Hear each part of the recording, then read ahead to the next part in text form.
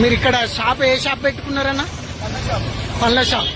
ఎన్నేళ్ల నుంచి ఉన్నదన్న? గత ప్రభుత్వం మాకు ఇబ్బందిలో కేసీఆర్ మాకు దేవుడు, ఇంకా దేవుడు మాకు. ఇప్పుడు ఏమైందన్న? ఇప్పుడు వచ్చి